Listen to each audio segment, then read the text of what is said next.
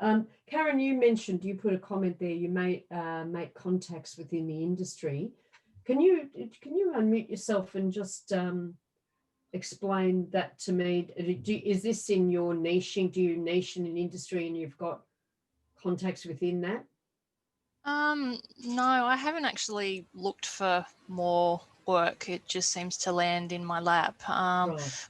But yeah, just by talking to different accountants, and it's really only in the course of doing my job for my clients that you call up an accountant, or you go and have a chat to them and say, look, I'm doing the books. I want to, touch base with you and see how you'd like me to do this. And once you start talking to them, you can sort of see the look on their faces. They go, wow, you're really, on the ball. And yeah, like I had one client recently, and I went to him and said, is there any problem why I can't claim fuel tax credits for this client? He was a tradie and had machines, and he goes, I didn't even think of that. And I'm thinking, well, because I handle a lot of rural clients, so I'm claiming fuel tax credits. And I went, well, he's in the industry, he's using all this fuel in his business, he should be able to. And so just a simple question like that, and you just start having a conversation, and they realize that you know what you're doing. And he said to me when I left, he said, do you want more work? I got heaps. And I just had to say, look, sorry, I'm full. So, and I had a software company that I rang recently, same thing, tech support. How do I do this? I've got this client, I just have this issue. And they said, look, we're looking for bookkeepers. Yeah. And once again, I said, look, I'm at capacity. And they said, look, anytime you recruit, Karen. Sorry? Do you need to recruit? I do. That's my next step. Yeah, absolutely.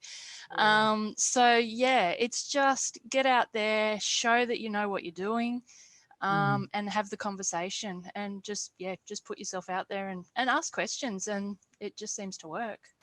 Yeah. And do you remember back to when you first started your business?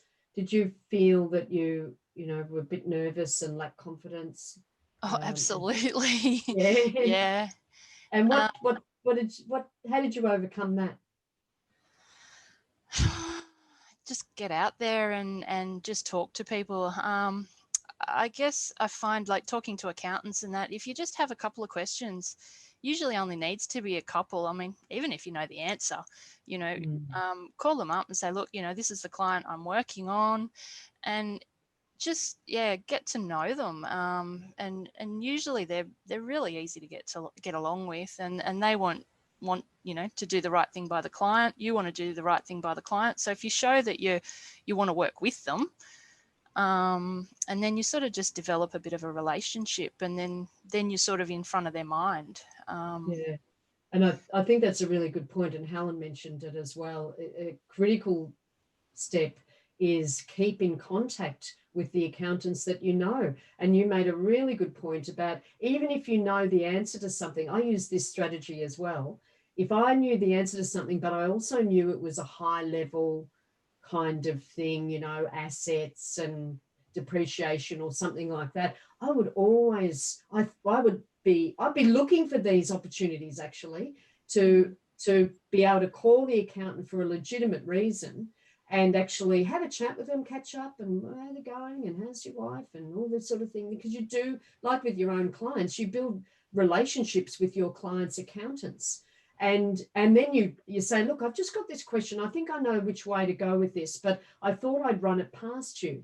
And they 100% accountants love that, especially they don't want to know, they don't want you to ask questions that is bookkeeping 101. That you go to your own sources for that. But if it's a high level question, an intelligent question, and something that they're particular about, because some accountants are particular, no, I want you to process assets like this, or do this journal like that, or something or other. And I always found out what it is that they are particular about, and made sure I presented the work to them in that way, and just ran things past them. And you build relationships that you're actually sharing your knowledge as well. And as you said, Karen, they get to know that, oh, gosh, I've never had a bookkeeper ask me a question like that before. she's really, or he's really switched on. You know, they know what they're doing. Quick, I need this person. Hurry up and recruit, Karen. We need more of you. Working on it. Yes, No yes. pressure. No.